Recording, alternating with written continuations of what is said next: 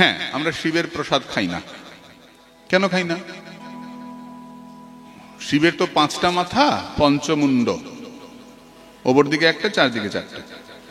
কাশীতে আছে পঞ্চমুণ্ড শিবলিঙ্গ, আচ্ছা আরো যা আছে, কাশীরটা খুব সুন্দর আমি দেখেছি। এই শিবের যে ওপরের দিকে মাথাটা, এই ওপরের দিকে মাথাতে শিব বিষ পান করেছিলেন। সমুদ্র মন্থনের সময় বিষ উঠেছিল না, শিব বিষ পান করেছিলেন জগৎ রক্ষার জন্য। পার্বতী না করেছিলেন, মা বলেছিলেন যে না না, তুমি কেন বিষ খাবে? শিব বলেছিলেন আমি বিষ গ্রহণ করলে জগতের মঙ্গল হবে, আর জগতের মঙ্গল হলে আমার গোবিন্দ খুশি হবেন। হ্যাঁ, আমার প্রভু খুশি হবেন, এই গোবিন্দ সুখের জন্য আমি বিষ পান করব। বিষ গ্রহণ করার সময় ঠোঁটে লেগেছিল। আর অনেক অনেক ঘটনা আছে, সংক্ষেপে শোনো, তোমরা জানো সবই, আমি শুধু মনে করিয়ে দিচ্ছি। ওই ঠোঁটে লেগেছিল, তো শিব যেটা গ্রহণ করেন তার মধ্যে ওই বিষ মুখে গ্রহণ করেন, তোর মধ্যে বিষ লেগে যায়, ওই জন্য শিবের প্রসাদ নেওয়া হয় না। শিবের প্রসাদ ওই জন্য গ্রহণ করা হয় না, বিষ্ণু নৈবেদ্যের সঙ্গে মিশিয়ে গ্রহণ করা হয়, অথবা বিষ্ণুকে দিয়ে তারপর মহাদেবকে দিয়ে তারপর গ্রহণ করা হয়। সরাসরি শিব মন্দিরেও শিবের চরণামৃত, শিবের প্রসাদ নেওয়া হয় না। শিবরাত্রিতে খুব করে স্নান করে ঘটি ভর্তি দুধ জল নিয়ে ঢকঢক করে খেয়ে নিলাম, হবে না। শিবের চরণামৃত নেওয়া যাবে না, শিবের প্রসাদও নেওয়া যাবে না। গোবিন্দকে দিয়ে তারপর শিবকে দিলে, তারপর গ্রহণ করলে। শ্যামাচরণ কবিরত্ন তার আহ্নিক কীর্তন এই কথা স্পষ্ট করে উল্লেখ করেছেন, আমি পড়েছি, যে বিষ্ণু নৈবেদ্যের সঙ্গে মিশিয়ে খেতে পারো, অথবা বিষ্ণু নৈবেদ্য দিয়ে শিবকে দিয়ে তারপর সেটা গ্রহণ করতে পারো। কারণ শিব পরম বৈষ্ণব, বৈষ্ণবানা যথাসম্ভব। শিব শব্দের অর্থ কি? সং নিত্যং সুখমানন্দ বিকার পুরুষশ্রিত বকার শক্তিরমৃতং মিলনং শিব উচ্যতে। স ই ব শিব, স নিত্য, ই আনন্দ, ব শক্তি। নিত্য আনন্দময় যে শক্তি, তার নাম হচ্ছেন শিব, ভোলানাথ। তিনি কি করেন? পঞ্চমুখে রাম নাম করেন। আর কি করেন? তার মতো বৈরাগী নাই। শ্মশানে থাকেন, ছাই মাখেন, তাই না? আর কি করেন? বউকে কোলে নিয়ে বসে থাকে। শিবের কোলে পার্বতী। চিত্রকেতু রাজা যখন কৈলাসে গেলেন, গিয়ে দেখলেন শিবের কোলে পার্বতী বসে আছেন। চিত্রকেতু রাজা ব্যঙ্গ করলেন, এ মা বউ কোলে নিয়ে বসে থাকে, লজ্জা নাই? শিব হাসছেন। মা বললেন, এই চিত্রকেতু, তুমি অসুরের মতো কথা বলছো, তুমি অসুর জনি প্রাপ্ত হও। চিত্রকেতু প্রণাম করে বললেন, মা কো শাপক অনুগ্রহ। অভিশাপই কি আর অনুগ্রহই কি মা? আমি অসুর হই, আপত্তি নাই, আমার গোবিন্দ চরণ থেকে মনটা যেন সরে না যায়। চিত্রকেতু হলেন বৃত্তাসুর এবং গোবিন্দ নাম করে গোবিন্দ পাদপদ্ম লাভ করলেন। সত্যি তো, শিব বউ কোলে নিয়ে বসে থাকেন কেন? কেন বসে থাকেন বলো? বউকে ভালোবাসে, মানে ভালো তো বাসে, আবার তো শ্মশানেও থাকে, ছাইও মাখে, চিতার গাদায় বসে, এই করে সেই করে, আবার বউকে খুব ভালোবাসে। হ্যাঁ, ভালোবাসে। এইরকম চরিত্র আমাদের ভারতবর্ষে আর নাই। সংসারী যখন, বাপরে বাপ কি সংসারী, বউ বাচ্চা, গণেশ জননী না, গণেশ নিয়ে পার্বতী, তারপর শিবের পাশে বসে থাকে, কি ভালোবাসে বউকে, খুব ভালোবাসে। আবার এইরকম ত্যাগীও নাই। সংসারী হয়ে কি করে ভজন করতে হয়, সংসারী হয়ে কি করে বৈরাগী হতে হয়, তা মহাদেবের চরিত্র থেকে শেখা যায়। তাই বলে বউ কোলে নিয়ে বসে থাকবে, এটা লজ্জার ব্যাপার। লোকজন মানে না বউ কোলে নিয়ে বসে থাকে। কেন বসে? মাকে কোলে নিয়ে বসে, শক্তিকে কোলে নিয়ে বসেন কেন? শিব যে ভাগবত বলেছিলেন, ভাগবত প্রথম শুনেছিলেন কে? ভাগবতের প্রথম শ্রোতা জগজ্জননী মা দুর্গা। তবে না সুখ পাখিটা শুনেছিল, তবে তো গিয়ে সুখ পাখি গিয়ে সুখদেব গোস্বামী হলেন, হলেন কি না? এই জগতে ভাগবতের প্রথম শ্রোতাকে আমার দেবী পার্বতী। যে ভাগবত শোনে মহাদেব তাকে কোলে নিয়ে রাখে। মহাদেব যে ভাগবতের শ্রোতা সে মহাদেবের কোলে থাকে, যে ভাগবত শ্রবণ করে, যে ভগবানের কথা শোনে। মহাদেব তাকে কোলে নিয়ে বসেন, আর যে ভগবানের চরণে থাকে মহাদেব তাকে মাথায় রাখে। লেখে দেবী গঙ্গা, দেবী সুরেশ্বরী ভগবতী গঙ্গে। গঙ্গা থেকে এসছেন, গোবিন্দ চরণ থেকে এসছেন। যে গোবিন্দ চরণের থেকে আসে গোবিন্দ মহাদেব তাকে মাথায় রাখে। আর যে গোবিন্দ কথা শোনে, যে হরি কথা শোনে, সে মহাদেবের কোলে বসে। পার্বতীকে তার জন্য মহাদেব কোলে নিয়ে বসেন। কৃষ্ণ ভক্তের প্রতি মহাদেবের এই সম্মান। দেবী যোগমায়া অচিন্তা পরাক্ষা শক্তি, যোগমায়া চিৎ শক্তি বিশুদ্ধ সত্য পরিণতি। সেই শক্তি লোকে দেখাইতে সেগুড় রতন প্রকট কইলা নিত্যলীলা হইতে। সেই যোগমায়া চিৎ শক্তি প্রথম ভাগবত শ্রবণ করেছিলেন। কে শুনেছিলেন ভাগবত প্রথম? মা পার্বতী প্রথম শুনেছিলেন। গৌরী সতী, যাই বলে গৌরী তো প্রথম ছিলেন না। মায়ের গায়ের রং কালোই, কালো রং মায়ের। মহাদেব খুব ফর্সা, রজত গিরিণী ভং, সোনার পর্বত। তো মহাদেবের কোলে পার্বতী বসে আছেন। এমন সময় মহাদেব পার্বতীকে বলছেন, তুমি যে আমার কোলে বসে আছো কেমন লাগছে বলো তো? মা তো কালো আর মহাদেব তো ফর্সা, এই চেহারা, এই পুরুষ। মা ছোট্ট খাট্ট বসে আছে। তো ভোলানাথ বলছেন, তুমি যে আমার কোলে বসে আছে কেমন মনে হচ্ছে বলো তো? তো মা তো খুব খুশি হয়ে গেছেন। স্বামী আপনি বলুন কেমন মনে হচ্ছে?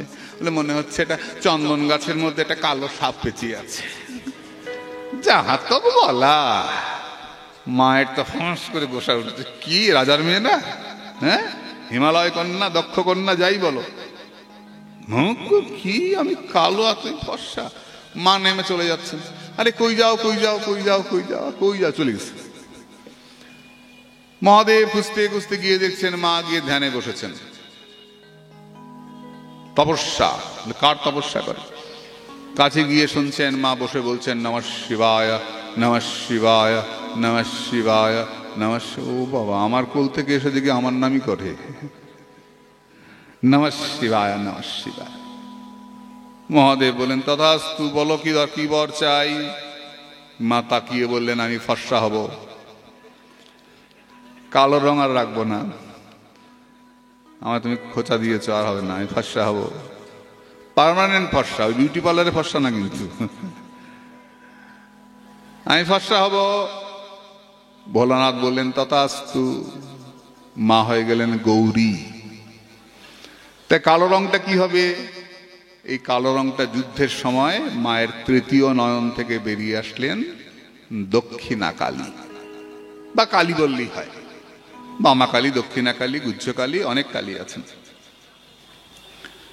এক এক প্রয়োজনে এক এক প্রকাশ কালী। কালী কেন? কালের কলনকর্তা। যে কালের টানে আমরা সবাই চলেছি, বয়স বাড়ছে, মোর বই। এই কালের হাত থেকে যদি রক্ষা পেতে চাও তো জয় কালী, জয় কালী বলে মায়ের চরণে আশ্রয় নাও। মহাকাল, কালের কাল, মহাকাল যার পায়ের তলায় থাকেন তিনি আমার মা কালী। মায়ের পরনে কাপড় নাই কেন? দেখ, এক কথা থেকে আরেক কথা চলে যাচ্ছে, লতায় লতায়। যাই, মায়ের পরনে কাপড় নাই কেন? মা এত বড় যে মাকে পড়াবার মতো কাপড় হয় না। এই 10টা দিকই মায়ের কাপড়, তাই মা দিক বসনা। 10 দিকই মায়ের কাপড়। মায়ের পরে আর কিছু নাই। বলে এই পর্যন্ত মা শেষ, তারপরে কাপড় পড়াবো। কোথায় কাপড়? যেখানে কাপড় পড়াবি সেই পর্যন্ত মা। বলে এরপরে পড়াবো, বলে এরপরেও মা, তারপরে পড়াবো, তারপরেও মা। মায়ের পর নয়, মা সব থেকে বড়। মায়ের থেকে বড় হয় না, তাই মাকে ঢাকা যায় না। তোমার লজ্জা করে না মায়ের দিকে তাকাতে? মা যখন কোলে করে বাচ্চাকে দুধ খাওয়ায়, মায়ের লজ্জা করে না বাচ্চার লজ্জা করে? মায়ের কাছে তো আমরা যুবক হয়ে যাই না, মায়ের কাছে তো আমরা শিশু হয়ে যাই। মা করে সাধক কেঁদে ওঠে, মা মা মা মা করে কেঁদে ওঠে। যদি কোনদিন মাতৃকথা শোনাই তোমাদের, এসব কথা মনে থাকলে বলবো। মায়ের কথা বলতে কত সময় যাবে। সাধক যখন মা মা করে কেঁদে উঠবে, তখন বাচ্চা শিশু হয়ে মায়ের কোলে আশ্রয় নেবে, শরণাগত। তখন সে ধনীও নয়, মানীয় নয়, কুলীন নয়, পণ্ডিত নয়। কাঁদতে কাঁদতে সাধকের গায়ের বসন খুলে যায়, মা মা করে কেঁদে ওঠে। আর জগজ্জননী হাত বাড়িয়ে মাকে নিজের চরণে আশ্রয় দেন। আরে মা বলে কাঁদ তো, তবে তো কৃষ্ণ পাবি। মদ খাওয়ার জন্য মাকে ডাকিস না, মাংস খাওয়ার জন্য ডাকিস না, মাকে পাবার জন্য মাকে ডাক। মামা বলে কেঁদে ওঠ, কৃষ্ণ পাবি পাবি। জুডিশিয়াল ম্যাজিস্ট্রেট রায়চরণ ঘোষ মা করে কাঁদেন, একান্ত মাতৃভক্ত, অত্যন্ত মাতৃভক্ত। গলাটা শুকিয়ে আসছে কেন? মা করে কাঁদেন, তন্দ্রাচ্ছন্ন। মা এসে বলছেন, রায়চরণ, আমি তো তোকে দীক্ষা দিতে পারবো না, আমি তো তোকে দেখা দিতে পারবো না। কেন মা? তুই তো দীক্ষা নিসনি। অদীক্ষিত ব্যক্তির জপে তো ফল হয় না, সিদ্ধায় আসে না। অদীক্ষিতা যে কুর্বন্তি জপ পূজা দীক্ষাক্রিয়া ন ভবন্তি প্রিয়েতে শাম শিলায়া মুক্ত বীজবৎ। অদীক্ষিত ব্যক্তি যে কাজ করুক না কেন, পাথরের মধ্যে বীজ লাগালে যেমন সেই বীজ কোনোদিন অঙ্কুরিত হয় না, তেমনি অদীক্ষিত ব্যক্তির কোনো কাজ ফল প্রদান করে না। অদীক্ষিতা নাং বর্তানাং দোষং সিনু বরাননে অন্নং বিষ্ঠা সমন্তস্য জলং মূত্র সমংসিতম ইয়াৎকৃতং বা সাধ্যং জাতিজ্ঞ অধোগতিম। অদীক্ষিত ব্যক্তি যদি মা বাবার শ্রাদ্ধ করে, মা বাবাকে নরকের দিকে নিয়ে যায়। তাই মা বাবা বলেন, থাকতে থাকতে দীক্ষাটা নে রেখে যাই। অদীক্ষিত ব্যক্তির হাতের অন্ন বিষ্ঠা সম, হাতের জল মূত্র সম। শাস্ত্রে স্পষ্ট করে নির্দেশ করেছেন, তোকে তো দীক্ষা নিতে হবে। গুরু কোথায় পাবো? নদীর ধার ধরে যা, গুরু বসে আছে। তিনি নদীর ধার ধরে যাচ্ছেন, এক ব্রাহ্মণ বসে আছে। রায়চরণ ঘোষ ইংরাজ আমলের ডেপুটি ম্যাজিস্ট্রেট। গুরুদেব তাকে দেখেই বলছেন, কি রে, তোকে মা পাঠিয়েছে তাই না? আপনি কি করে জানলেন? মা তো এসেছিল, মায়ের সামনে বলে গেল তোর জন্য শিষ্য পাঠাচ্ছে, দীক্ষা দিস, যা স্নান করে আয়। রায়চরণ স্নান করে এসে বসতেই গুরুদেব তার কানে কানে মন্ত্র দিলেন। রায়চরণ দেখলেন গুরুদেব তাকে কৃষ্ণ মন্ত্র দিলেন, রাধা কৃষ্ণ যুগল মন্ত্র, গোপীজন বল্লভ মন্ত্র দীক্ষিত করলেন। শিক্ষিত মানুষ বলে উঠলেন, গুরুদেব আপনি আমাকে কি মন্ত্র দিলেন? আমি সারা জীবন মা মা করে ডেকে উঠকে এসেছি, কেঁদে এসেছি, আর আপনি আমাকে যুগল মন্ত্র দিলেন? হ্যাঁ তো, কেন? মা তো আমাকে ওই মন্ত্র দিতেই বলে গেল, বলল সারা জীবন আমায় ডেকেছে, ওকে নিতাই চরণে পৌঁছে দিস, ওকে গৌর পাদপদ্মে পৌঁছে দিস, যা যুগল নাম প্রচার কর। এই রায়চরণ ঘোষ নবদ্বীপে প্রতিষ্ঠা করলেন রাধারমণ বাগ সমাজ বাড়ি। তার নাম হলো রাধারমণ চরণ দাস বাবাজি মহারাজ। ক্ষণকাল ক্ষণমিহ সজ্জন সঙ্গতি রেখা ভবতি ভবার নবতরণে নৌকা। ক্ষণকাল যদি কেউ সজ্জনের সঙ্গ লাভ করে, ভব সমুদ্র পার হবার নৌকো তার তৈরি হয়ে যায়। সাধু সঙ্গ, ক্ষণকাল সঙ্গ। গতকাল আমরা অজামিল প্রসঙ্গে দেখেছি না? কিন্তু মন তো কারো কথা শোনে না। একটা গল্প বলি, শোন, মনে পড়লো। এক ব্রাহ্মণ শ্বশুর বাড়ি যাচ্ছেন। শ্বশুর বাড়ি যাচ্ছেন ব্রাহ্মণ, তো শ্বশুর বাড়ি যেতে কার না ভাল লাগে, যাচ্ছে, অনেকদিন পরে যাচ্ছেন, বেশ কাপড় পরে চাদর গায়ে দিয়ে ছাতা মাথায় দিয়ে যাচ্ছেন সকালবেলায়। তো যেতে যেতে হঠাৎ করে একটা লোক এসে প্রণাম করলো, ঠাকুরমশাই প্রণাম, আমি কিছু বলতাম আপনাকে, একটু নিবেদন আছে। যেই বলেছেন নিবেদন আছে, উনি ব্রাহ্মণ তো মহা খুশি, নিশ্চয়ই বলবে দুপুরবেলা আমার বাড়িতে একটু প্রসাদ, তাই না? রাগ করবেন না কিন্তু আপনারা। ভক্ত নাচে কীর্তনে, ব্রাহ্মণ নাচে নিমন্ত্রণে। যাক, নিজের জাতের নিন্দা বেশি করব না, অল্প অল্প। তো ব্রাহ্মণ তো খুব খুশি হয়েছে। বাবা নিবেদন আছে? নিশ্চয়ই নিশ্চয়ই, বলো বলো, কি নিবেদন? লজ্জা করো না, না না না না, নিঃসংকোচে বলো, মানে এক্ষুনি বলবে যে ঠাকুরমশাই চলেন, প্রসাদ দক্ষিণা দুটোই আছে, বলো কি নিবেদন। লোকটা বলছে, আমার পরিচয় হচ্ছে আমি একটা রাক্ষস, আর নিবেদনটা হচ্ছে আমি এখন আপনাকে খেয়ে ফেলবো। হ্যাঁ, খেয়ে ফেলবি কি রে? আমি সকাল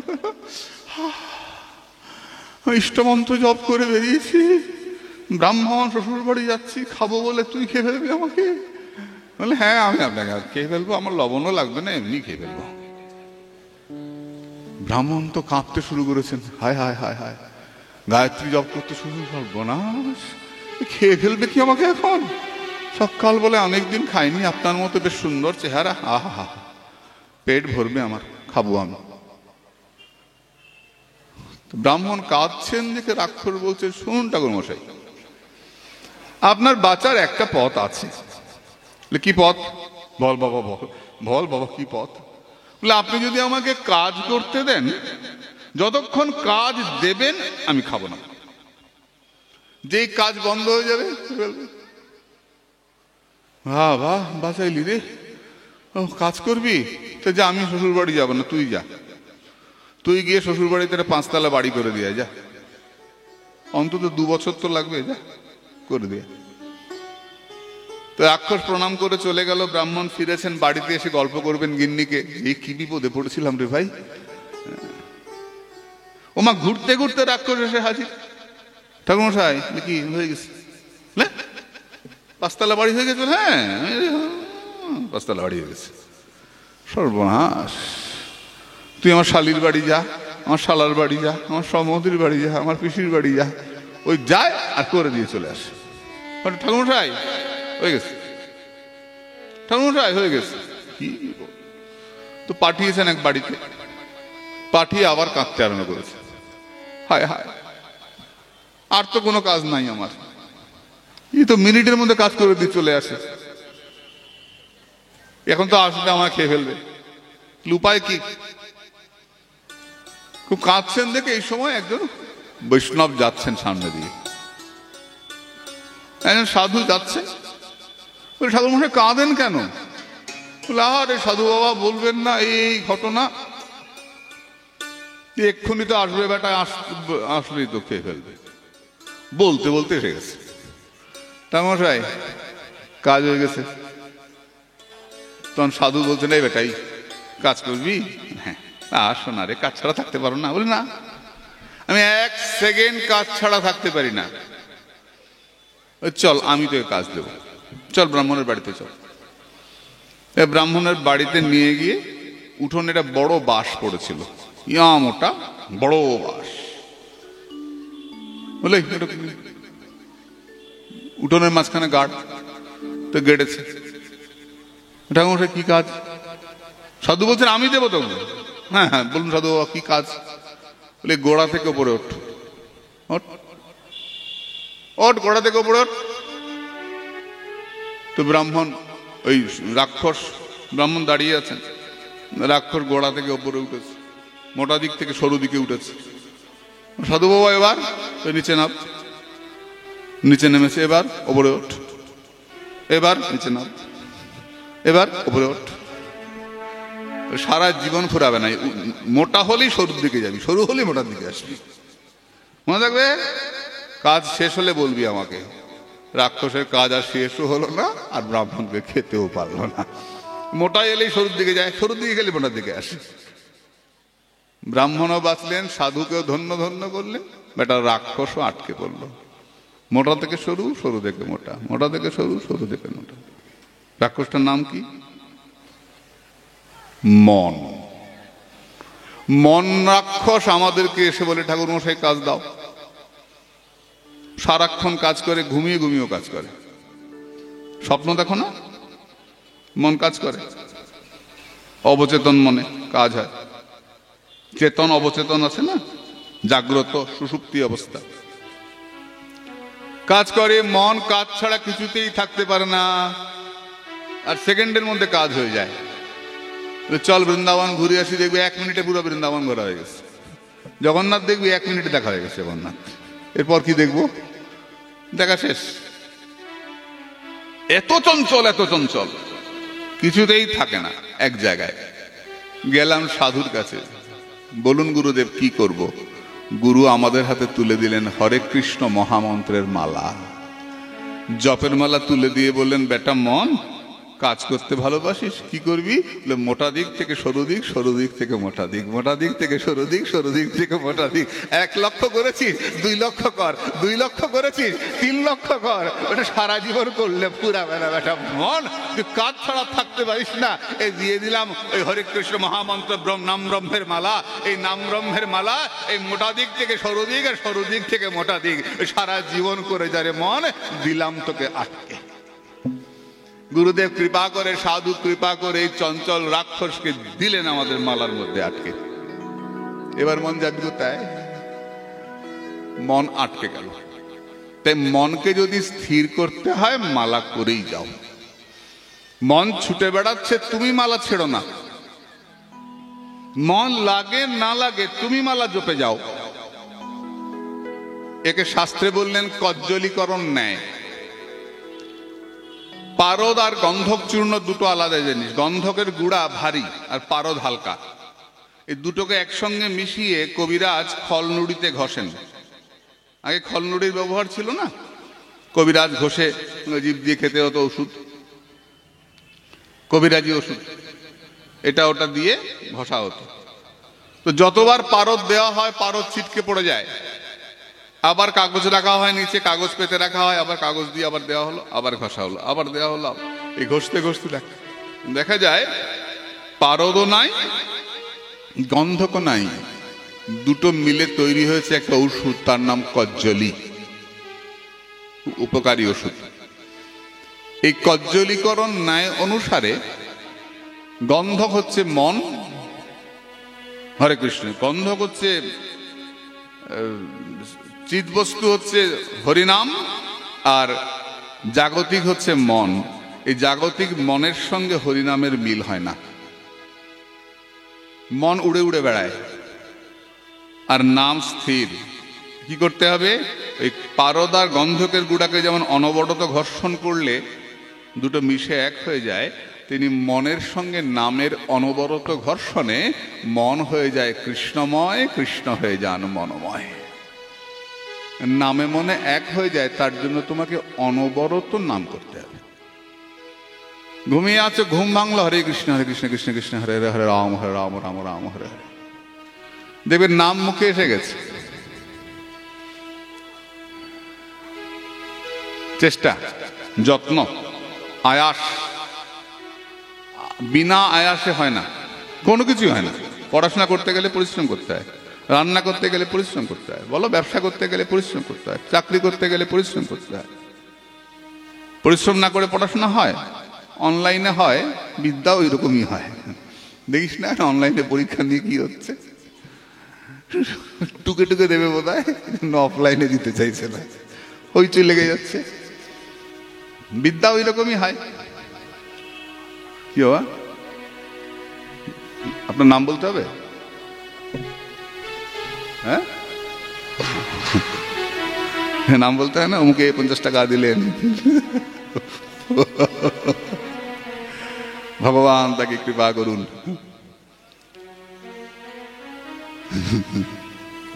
মন এত চঞ্চল, কিছু দিয়েও ভাবে যদি আমার নামটা হতো।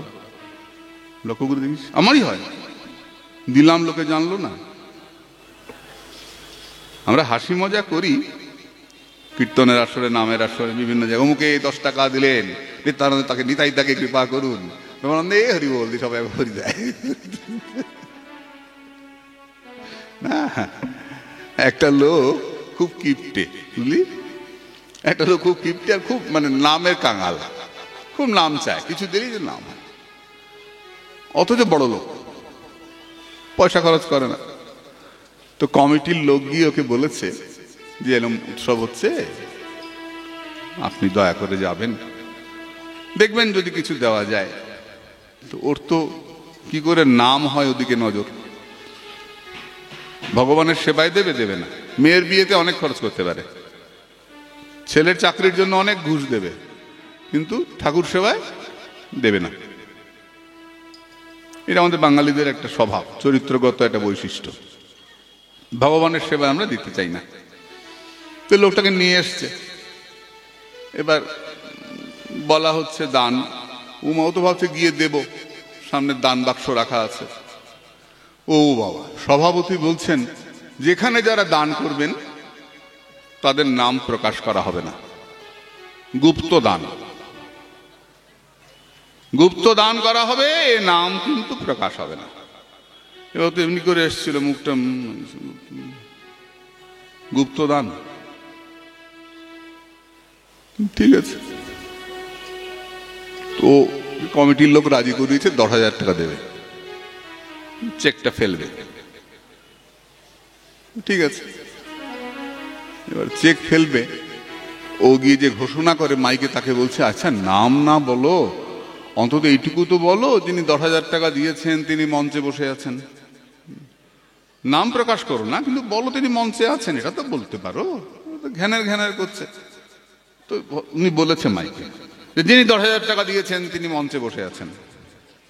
এবার ও দেখছে মঞ্চে তো আরো লোক বসে আছে, সবাই তো মঞ্চে বসে আছে, বলে না বলো তিনি মঞ্চে বাদিক থেকে 3 নম্বর, তিনি 10,000 টাকা দিয়েছেন। আবার বারে বারে বলে মঞ্চে বাদিক থেকে, তো বলেছে তিনি মঞ্চে বাদিক থেকে 3 নম্বর বসে আছে, তবুও নাম বলে না। কি করে ও, চেকটা বাক্সে ফেলে দিয়ে চলে গেছে। কারণ সভাপতি বলেছেন যে নাম প্রকাশ হবে না, দান হবে গোপন দান, নাম হবে না। চেকটা ফেলে দিয়ে চলে গেছে। পরের দিন চেক পাওয়া গেছে, ব্যাংকে নিয়ে যাওয়া হয়েছে চেক। অফিসার দেখে বলছে মা এই চেক তো চলবে না, যান নিয়ে যান। কেন? সই করে নিয়ে আসুন। সই করেনি, চেক দিয়ে দিয়েছেন। ওকে গিয়ে বলছে আপনি সইটা করে দিয়ে, এই যে বললেন নাম লেখা যাবে না, নাম লিখবো না, 10,000 টাকা লিখে দিয়েছি, ওই সই করা যাবে না। বোঝ আমাদের মন কি অবস্থা। আমাদের মন এত চঞ্চল, এত চঞ্চল, খালি প্রতিষ্ঠা চায়, যশ চায়, সম্মান চায়। লোকে জানলো কি না আমি ভজন করছি, হ্যাঁ আমি ভজন করছি, জানলো কি না।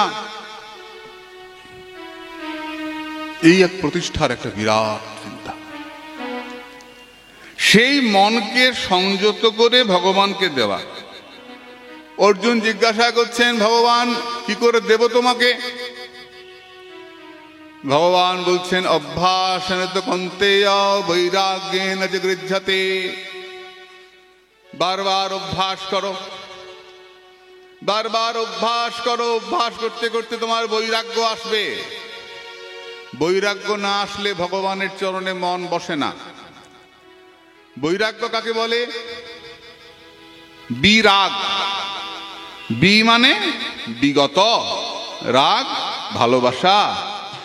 সংসারের প্রতি ভালোবাসা উঠে যাওয়াকে বৈরাগ্য বলে। বিরাগ বিশেষ রাগ ভালোবাসা ভগবানের প্রতি। সংসারের প্রতি ভালোবাসা উঠে গিয়ে গৌর গোবিন্দের প্রতি ভালোবাসা জেগেছে, তার নাম বৈরাগ্য, বিরাগ, বৈরাগী। আর সংসার ভালো লাগে না, অনেক টাকা জমিয়ে ফেলেছি, এবার চলে যাবে সংসার, আর কেন টাকার পেছনে ছুটবো, এবার চলো যাহা ছোটা হয় নাই সেখানে ছুটি, গৌর গোবিন্দের পেছনে ছুটি, হরিনাম কীর্তন করে ছুটে বেড়াই। বাহু ওপর বাহু তুলি, বৃন্দাবনের কুলি কুলি, কৃষ্ণ বলি বেড়াবো কাঁদিয়া। মাধবী কুঞ্জের পরি, সুখে বসি সুকসারি, গাহিবে রাধা কৃষ্ণ রস। বসি তরু মূলে তাহা, শুনিয়া জুড়াবে হিয়া, কবে সুখে গোয়াব দিবস। সেই দিনটি আবার কবে হবে, যবে বৃন্দাবনে গিয়ে নিকুঞ্জ মন্দিরের গড়াগড়ি খাবো, কবে বংশী বটে হার আধে বলে কেঁদে বেড়াবো, কবে ভান্ডির বনে গড়াগড়ি দেব, কবে আমার সেই দিন আসবে। এই আকুলতা যখন মনের মধ্যে আসবে, আকুল আকুল পাওয়ার জন্য আকুলতা, তখন জানবে তোমার মনে বৈরাগ্য এসছে, তখন জানবে মন বসে গেছে। ততক্ষণ মনের মধ্যে ব্যাংক অ্যাকাউন্ট, মোবাইল ফোন, বাড়িঘর, চশমা, ঘড়ি, আংটি ঘুরে বেড়াবে, ততক্ষণ তুমি জানবে তুমি বৈরাগী নও। তুমি সাধু কিনা তোমার মনকেই তুমি জিজ্ঞেস করতে পারবে। লোকে আমায় সাধু বললো, আমার মন বলল তুই চোর। তুমি চোর, মন সাধু ন, লোকে বলছে সাধু। তো সাধু কাকে বলে? সারা সার বিবেক চতুর ইতি সাধু।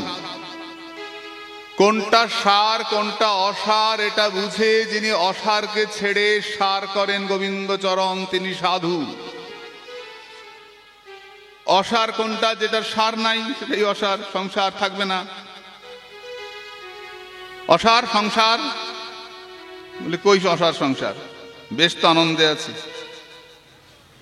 সং সাজতে আসি তার নাম সংসার। তো সংসার কাকে বলে? অপূর্ব দেহেন্দ্রীয় সংযোগ এব সংসার।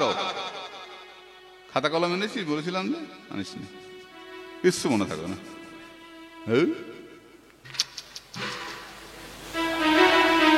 লিখলে পরে মনে থাকে। অপূর্ব দেহেন্দ্রীয় সংযোগ এব সংসার, যেটা অপূর্ব, যেটা আমার আগে ছিল না, এখন সম্পর্ক হয়েছে, তারপরে থাকবে না, তার নাম সংসার। আমি আজ থেকে 60 বছর আগে ছিলাম না, 60 বছর পর থাকবো না। এই জামাটা 60 বছর আগে ছিল না, থাকবে না। বল কোনটা থাকছিল, কোনটা থাকবে? এটাকে আমি বলে আঁকড়ে আছি, এর নাম সংসার। বাচ্চা পুতুল খেলে, পুতুল ভেঙে যায়, বাচ্চা কাঁদে, আমার পুতুল ভেঙে গেছে। বাবা এসছে, কি হয়েছে? আমার মায়ের সুন্দর পুতুলটা ভেঙে গেছে, আমাকে ভেঙে দিয়েছে। বাবা হাসে, বাবা হাসে, বাচ্চা আরো রাগ করে। বাবাটা কি বুর্বক? আমার এত মূল্যবান পুতুলটা ভেঙে গেল। বাবা হাসে।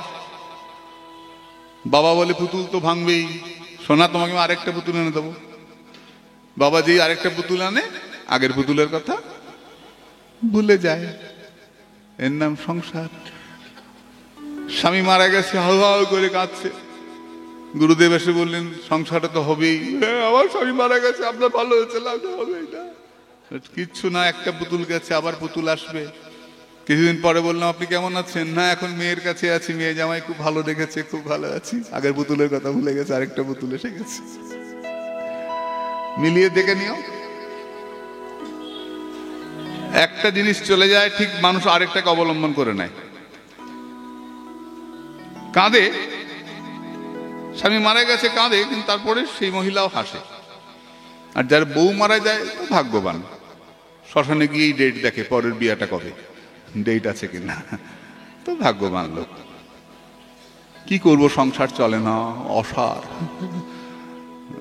থাকতে কত কিছু বলছে, আর যাওয়ার পরই তখন দেখে পরের ডেটটা কবে। সাধ্যের সঙ্গে সঙ্গে খেয়াল করে পরের ডেটটা কবে, বিয়ের ডেট আছে কিনা। ভাগ্যবানের বউ মরে। সব ছক জানি, সবাই বুঝি, কিন্তু ডুবে থাকি, ছাড়তে পারি না। এই জন্য আমরা সংসারী। আমিও বুঝি, ছাড়তে পারবো? পারবো না। এর নামই মায়া, মহামায়া। গলে ফাঁস দিতে ফিরে মায়া পিশাচি, বিষমায় অন্ধ হইয়া দৈনদী বানসী, ইহারে করিয়া জয় ছাড়ানো না যায়, সাধু কৃপা বিনে আর নাহিক উপায়, অদোষ দর্শী প্রভু পতিত উদ্ধার, এইবার নরোত্তমে করহ নিস্তার। এর নাম মায়া। এই সংসারে যে ভালোবাসি আমরা একজন আরেকজনকে, এর নাম মহামায়া, গুণমায়া। আর যখন গোবিন্দকে ভালোবাসবো তখন নাম হবে যোগমায়া। ভগবানকে পাইয়ে দেয় যোগমায়া, যোগ করিয়ে দেয়। যদি হয় যোগ, না হয় বিয়োগ, বিয়োগ হইলে কেহ না জিয়। যে ভগবানের সঙ্গে যোগ করিয়ে দেয় তার নাম যোগমায়া। আর যা আমার তোমার সম্পর্ক করে দেয় তার নাম গুণমায়া। আমরা আটকে আছি সংসারে, আমি ছাড়তে পারবো না। কথা বলা সোজা, মনকে বোঝানো খুব কঠিন। যেই মাত্র মনকে বুঝিয়ে ফেলতে পারবো অমনি আমার বৈরাগ্য এসে যাবে। এবং ভগবান বলছেন তখনই তোমার মনটা বসে যাবে। অভ্যাস নতুন কমতেয়া, তার জন্য তোমায় কি করতে হবে? অভ্যাস। অভ্যাস কাকে বলে? পুনঃপুন চেষ্টা, তার নাম অভ্যাস। বাচ্চা অ লেখে প্রথমে লিখতে পারে মা স্লেট পেন্সিল দিয়ে। এখন স্লেট পেন্সিল লেখে কেন জানি না, আমরা স্লেট পেন্সিল দিয়ে লিখেছি। লেখায় তো বাচ্চা প্রথম গোল্লা পাকায়, টেনে দেয়, দিক টেনে দেয়, মা ছেড়ে দেয়, হে হবে না তোর দ্বারা, না না না না, আবার লেখো, আবার লেখো, আবার লেখ, করতে করতে অ হয়ে গেল। এই প্রত্যেকটা গোল্লা পাকাচ্ছে, প্রত্যেকটা গোল্লাই তার জীবনে প্রয়োজনীয়। এই গোল্লাগুলো পাকালো বলি অ লেখাটা হলো, গোল্লা না পাকালে প্রথমে অ লেখা হতো না।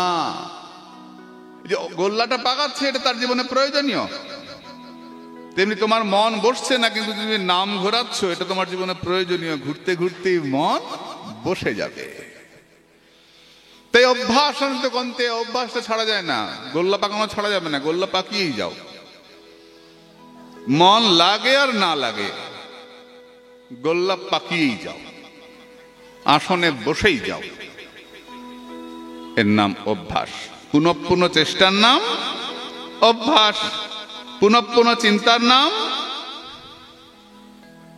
পুনঃপুন চিন্তার নাম ধ্যান।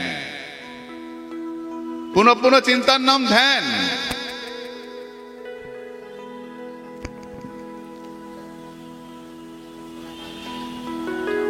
বারবার চিন্তা আসবে যাবে, আসবে যাবে। কয়েক সেকেন্ড কাজ পাগলা রাক্ষস, আসবে যাবে। বলছেন 6 সেকেন্ড, এটা আমি পাইনি, এক সাধুর মুখে শুনেছিলাম, গ্রন্থে পাইনি। আচ্ছা, 6 সেকেন্ডের বেশি মন এক জায়গাতে বসে না, ঠিক করে চলে যায়। হরে কৃষ্ণ, হরে কৃষ্ণ।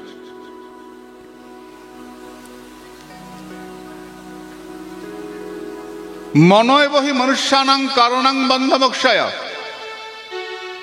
মা দেবহূতি কপিলকে জিজ্ঞাসা করলেন, বাবা বলতো সারা জীবন কি রান্নাই করব? কপিল বললেন, চেত খল্লস্য বন্ধায় মুক্তয়ে চাত্মনৌমতম।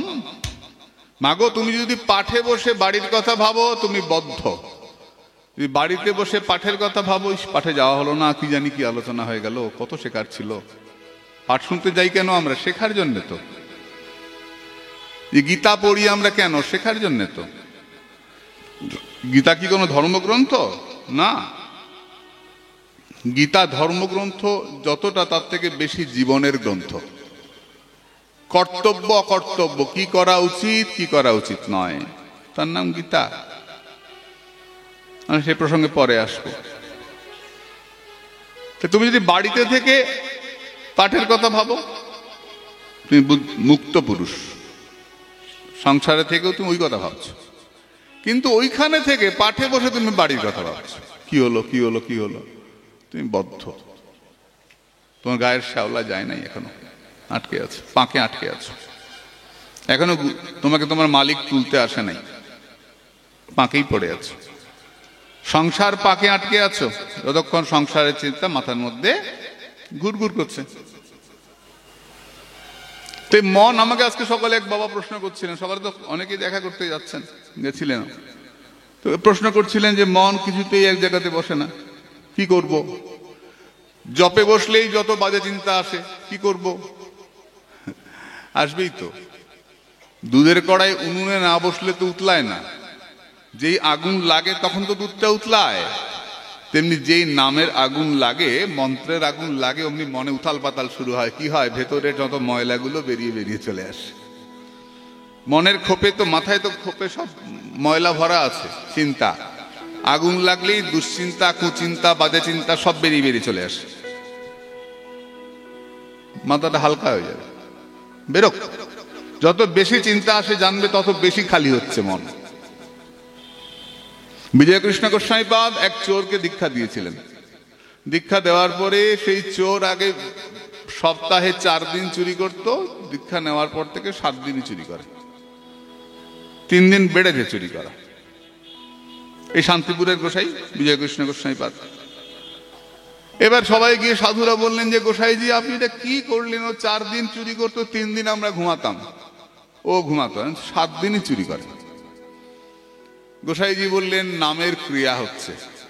সর্বনাশ, নামের ক্রিয়ায় চুরি করা বাড়ে নাকি?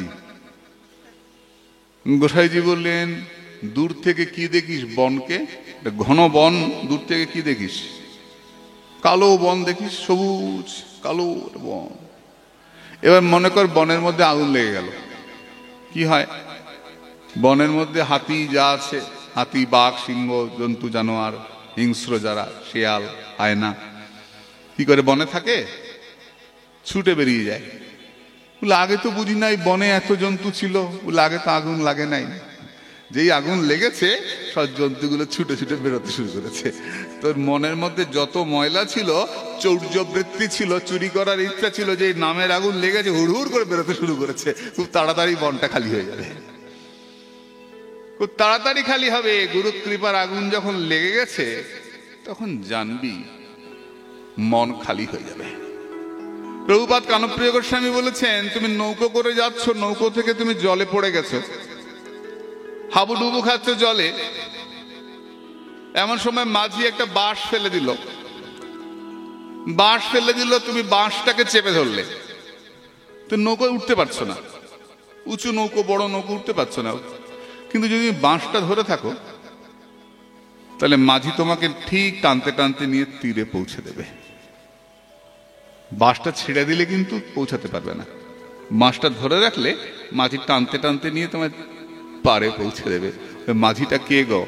পরম দয়াল শ্রী গুরু পাদপদ্ম। তার চরণটা যদি আমরা জড়িয়ে ধরে থাকি, শ্রী গুরু চরণের রতি সেই সে উত্তম গতি, যে প্রসাদে পুরে সর্ব আশা। গুরু চরণটা যদি জড়িয়ে ধরে থাকো, তুমি যে নিতাই গৌর চরণে পৌঁছাবেই পৌঁছাবে, এতে কোনো সন্দেহ নাই। শুধু ধরে থাকা। সদ্গুরু ভগবান কি জয়। मैं शरण परा तेरी, मुझको अपना लेना। मैं शरण परा तेरी,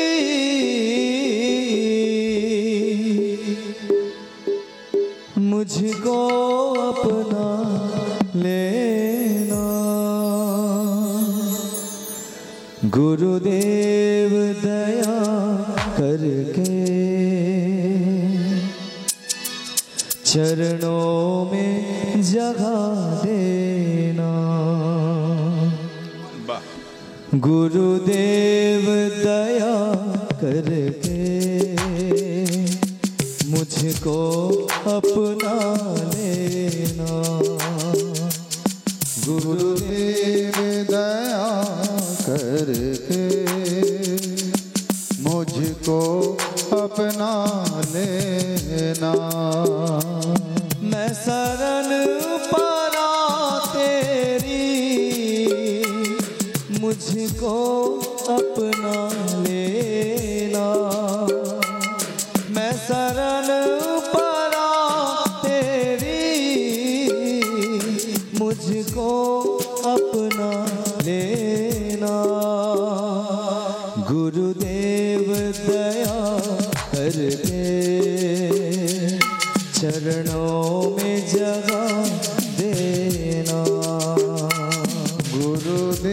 दया करके मुझको अपना लेना।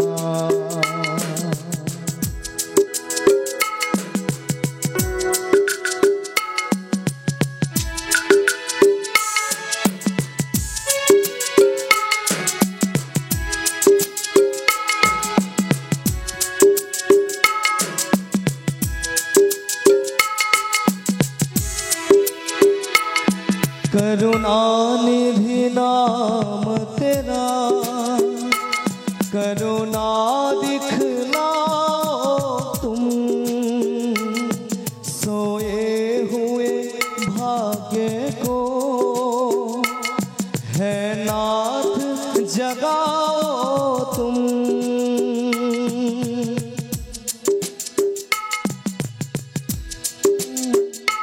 करुणानिधि नाम तेरा, करुणा दिखलाओ तुम, सोए हुए भाग्य को है नाथ जगाओ तुम। मेरी नाव भंवर डोले उसे पार लगा देना। गुरुदेव दया करके मुझको अपना लेना।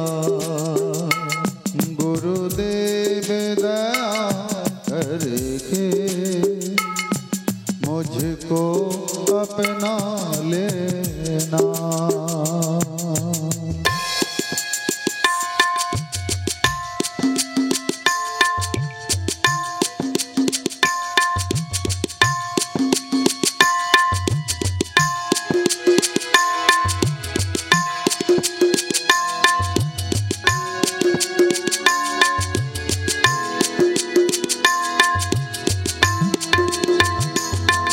तुम सुख के सागर हो, निर्धन के सहारे हो, इस तन में समाये हो, मुझे प्राणों से प्यारे हो।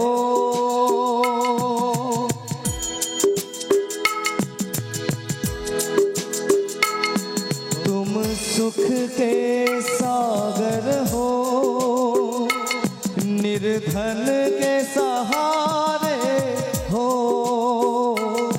इस तन में समाये हो,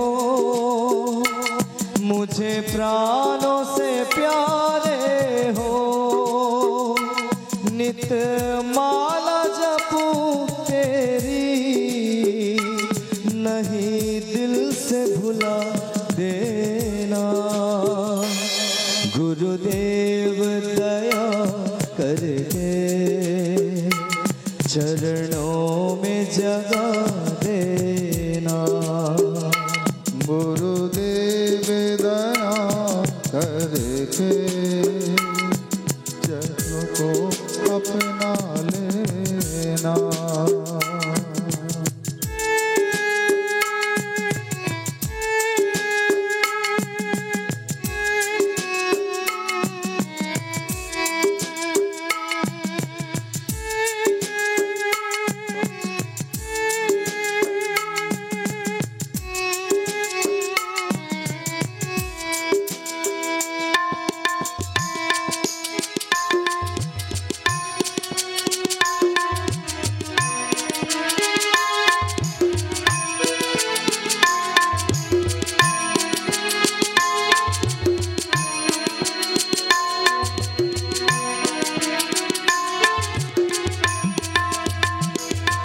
पापी हूँ या कपटी हूँ, जैसा भी हूँ तेरा हूँ। घरवार छोड़ कर मैं जीवन से खेला हूँ।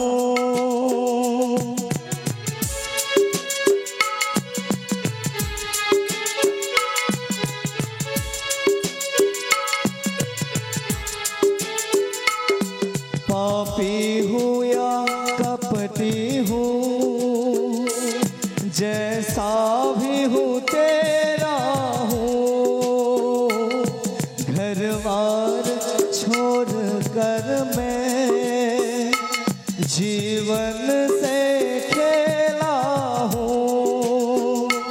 दुख का मारा हूँ मैं, मेरा दुखरा मिटा देना।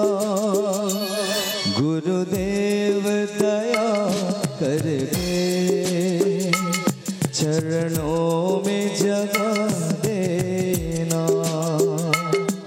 गुरुदेव दया करके चरणों में जगह देना। मैं शरण पड़ा तेरी, मुझको अपना लेना। गुरुदेव दया करके चरणों में जगह देना। गुरुदेव दया करके चरणों में जगह देना। बोले परमदयाल श्री गुरुदेव की। बहुत देरी हो गई।